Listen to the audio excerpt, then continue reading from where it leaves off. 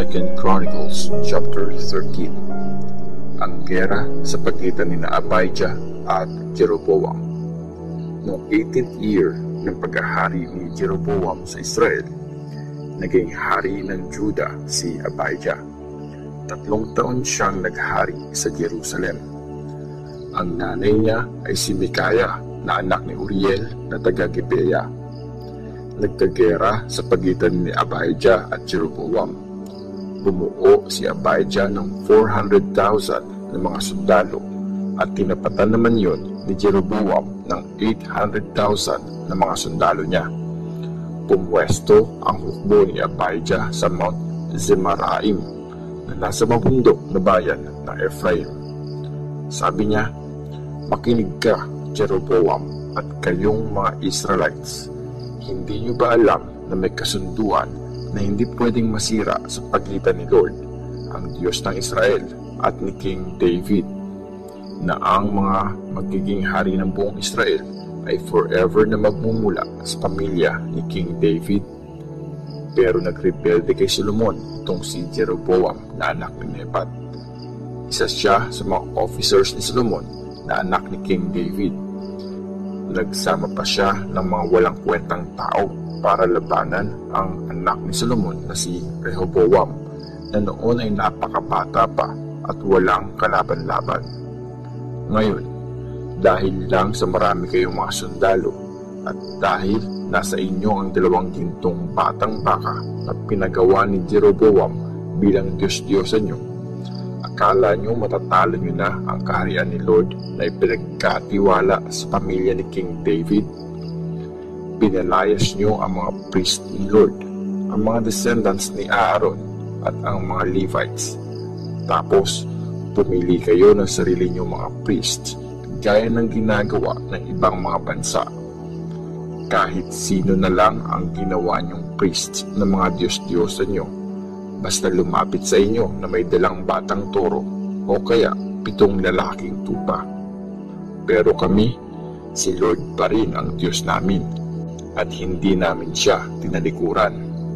Ang mga priest namin na nagsuserve kay Lord ay mga descendants ni Aaron at tinutulungan sila ng mga Levites. Tuwing umaga at gabi, nag-o-offer sila kay Lord ng insenso at ng mga offering na susunugin.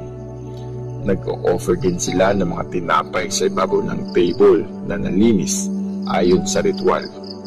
At tuwing gabi, sinisindihan nila ang mga ilawan sa gold na lampstand.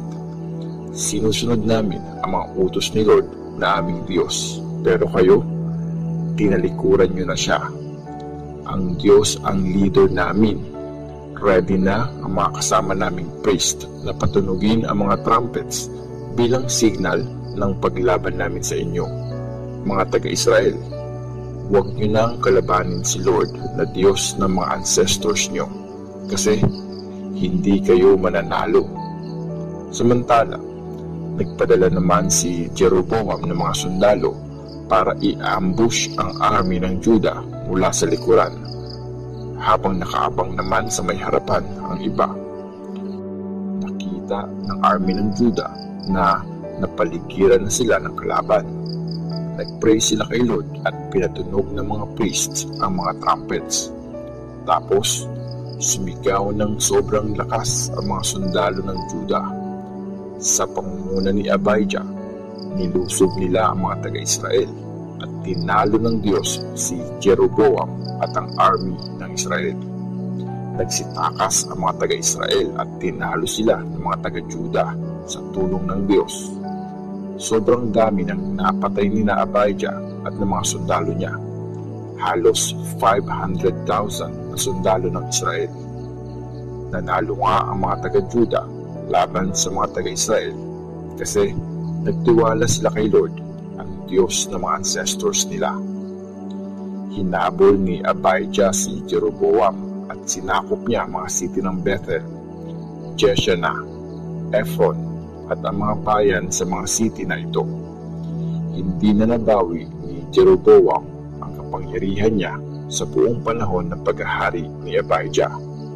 Tapos, pinarusahan ni Lord si Jeroboam at namatay siya. Si Abijah naman ay lalo pang lumakas. Nagkaroon siya ng 14 na asawa at ng maraming anak, 22 na mga lalaki at 16 na mga babae.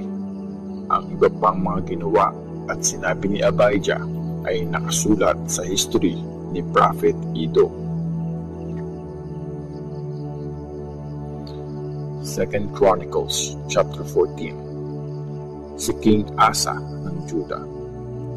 Namatay si King Abijah at nilibing siya sa libingan ng mga hari sa city ni David.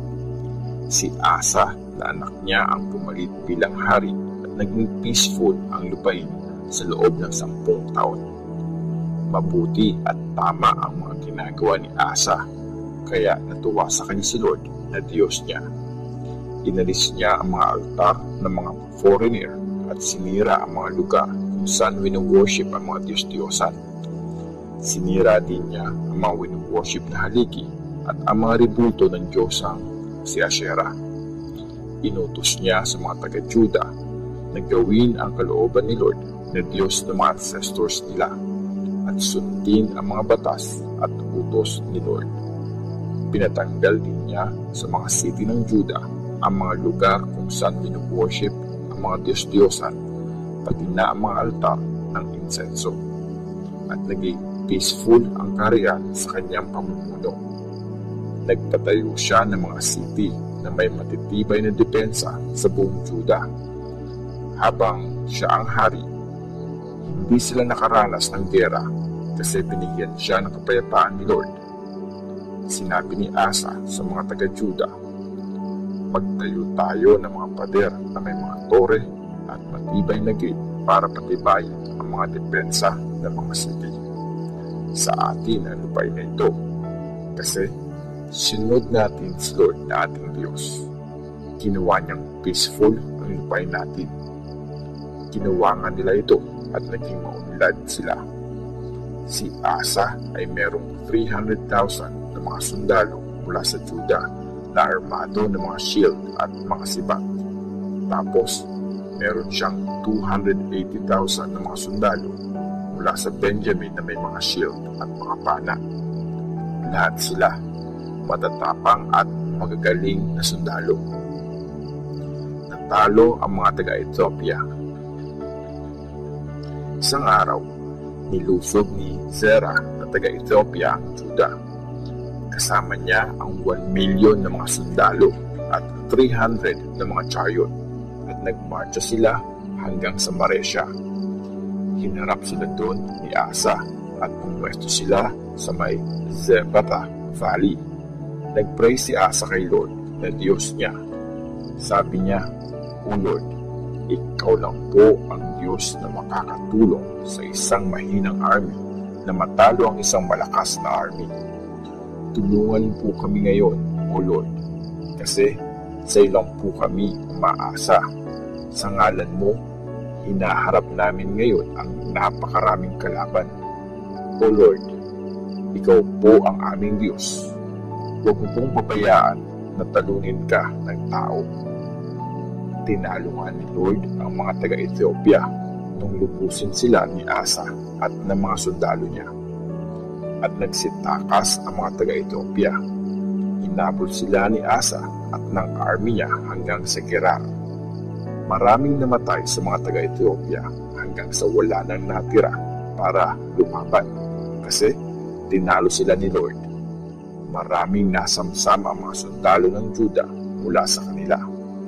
Tinalo ng mga taga-Juda ang lahat ng city sa paligid ng Gerar kasi natakot kay Lord ang mga tao doon. Pinasok ng mga sundalo ni Asa ang mga city at marami silang nasamsam doon. Sinugod din nila ang mga tent ng mga shepherd at nakasamsam sila ng maraming tupa at camel.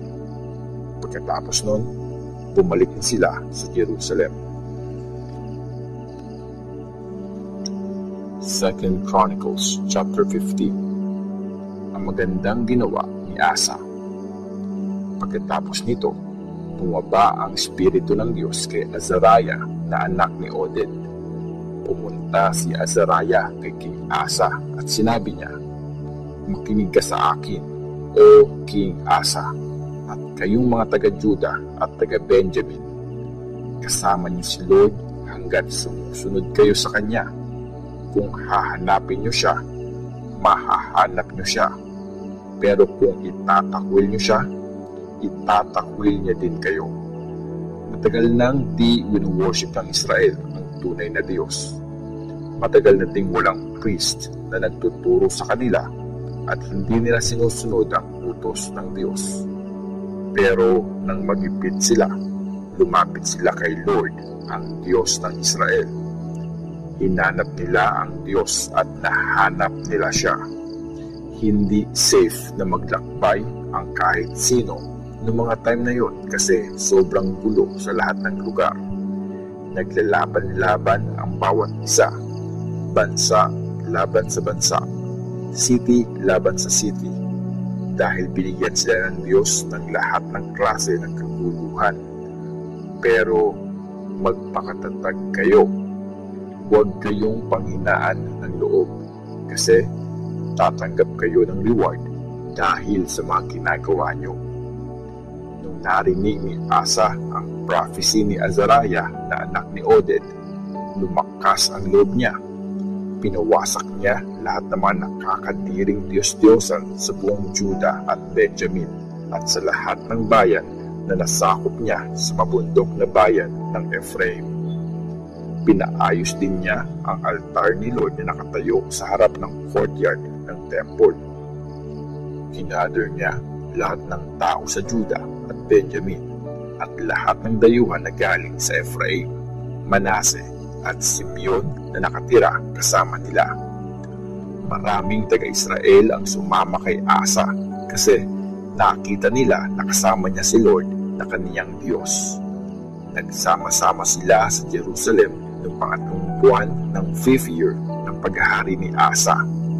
Noong araw na yun, nag-offer sila kay Lord ng mga sacrifice na galing sa mga nasamsam nila.